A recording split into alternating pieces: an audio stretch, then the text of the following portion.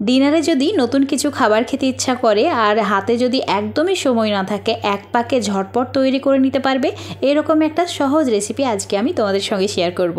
তো প্রথমেই কড়াইয়ের মধ্যে নিয়ে নিতে হবে 3 থেকে 4 চামচ মতো সরষের তেল। একটু বেশি পরিমাণে তেলটা নিতে হবে। তারপর মিডিয়াম সাইজের একটা পেঁয়াজ পাতলা করে কেটে নিয়ে তেলের মধ্যে দিয়ে দিতে হবে। চুলার আঁচটা মিডিয়াম টু হাই রেখে গোল্ডেন হওয়া পর্যন্ত ভেজে নিতে হবে। যখন এই পেঁয়াজের কালারটা গোল্ডেন চলে আসবে, চুলার আঁচটা একদম কম রেখে তেল ঝরিয়ে একটা প্লেটের মধ্যে তুলে রেখে দিতে হবে। এবার ওই তেলের মধ্যে অ্যাড করে দিচ্ছি 2টি মিডিয়াম সাইজের পেঁয়াজ একটু মোটা করে কেটে নিয়ে, আর তারই সঙ্গে অ্যাড করে দিচ্ছি 6-7টি মতো রসুনের কোয়া। রসুনের কোয়াগুলো এইভাবে গোটায় রেখে দিয়েছি। এবার চুলার আঁচটা মিডিয়াম করে দিলাম।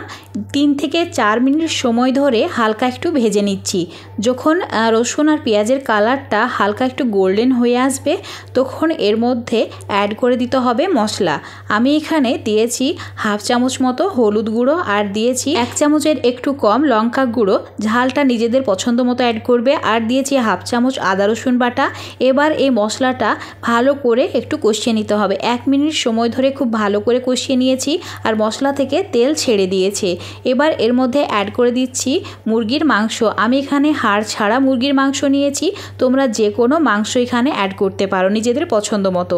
এবার এই মাংস খুব ভালো করে কষিয়ে নিতে হবে। যখন মাংস মশলার সঙ্গে খুব ভালো করে মিশে যাবে আর এইভাবে তেল ছাড়তে শুরু করবে, তখনই অ্যাড করে দিতে হবে ডুঙো করে কেটে রাখা আলু। এখানে আমি মিডিয়াম সাইজের 2টি আলু অ্যাড করেছি।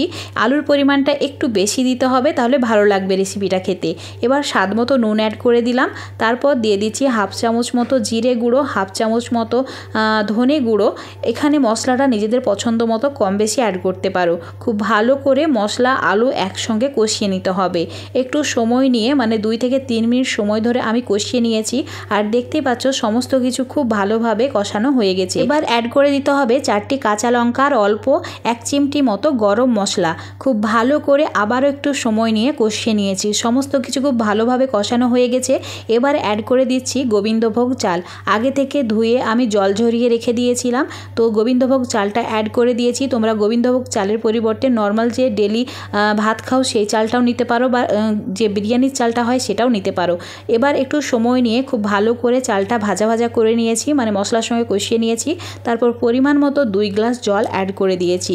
এখানে জলের পরিমাণটা যেমন চাল হবে সেই হিসাবে অ্যাড করতে হবে। চাল হিসাবে জলটা আমি অ্যাড করেছি। তারপর ঢাকা দিয়ে 5 মিনিট রান্না করে নিয়েছি। এবার 5 মিনিট পর ঢাকা খুলে একবার নাড়াচাড়া করে নিচ্ছি, যাতে গোবিন্দভোগ চালটা কড়াইয়ের নিচে লেগে না যায়। এভাবে একটু নাড়াচাড়া না করলে এই চালটা অনেক সময় কড়াইয়ের নিচে লেগে যায়। আবারও আমি ঢাকা দিয়ে দিলাম, আর চুলোর আঁচটা মিডিয়াম টু লো রেখে 2 থেকে 3 মিনিট সময় ধরে খুব ভালো করে রান্না করে নিয়েছি।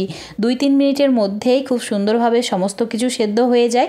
ঢাকা খুলে একটু নাড়াচাড়া করে তোমাদের দেখিয়ে দিচ্ছি কত সুন্দরভাবে সমস্ত কিছু একদম পারফেক্ট সেদ্ধ হয়ে গেছে। এখানে মাংস আলু চালের সঙ্গেই ভালোভাবে সেদ্ধ হয়ে যায়। অনেক সময় ডিনারে বেশি কিছু রান্না করতে একদম ইচ্ছা করে না, তখন এইভাবে একবার ট্রাই করে দেখতে পারো। আশা করছি তোমাদের অনেক ভালো লাগবে খেয়ে। এবার এটাকে একটা বাটির মধ্যে সার্ভ করে নিয়েছি। তারপর যে পেঁয়াজ বেরেস্তাটা প্রথমে করে রেখেছিলাম সেটা এভাবে এই রেসিপিটার ওপরে দিয়ে দিচ্ছি। এটা দেখতেও ভালো লাগে আর সেই রকম খেতেও টেস্টি হয়। আশা করছি আজকের এই রেসিপিটা তোমাদের অনেক ভালো লেগেছে। ভালো লাগলে অবশ্যই লাইক শেয়ার কমেন্ট করে দেবে। ফেসবুক পেজ থেকে যদি দেখো পেজটাকে ফলো করে নেবে। ইউটিউব থেকে দেখলে অবশ্যই চ্যানেলটাকে সাবস্ক্রাইব করে রাখবে। তো দেখতেই পাচ্ছ এবার আমি বেরেস্তাটা খুব ভালো করে মিশিয়ে নিচ্ছি, তারপর গরম গরম সার্ভ করছি। এটা সত্যিই বন্ধুরা ডিনারে একবার তৈরি করেছিলাম, খুব প্রশংসা পেয়েছি। তো আশা করছি তোমাদের অনেক ভালো লাগবে। অবশ্যই তোমরা একবার ট্রাই করে দেখবে।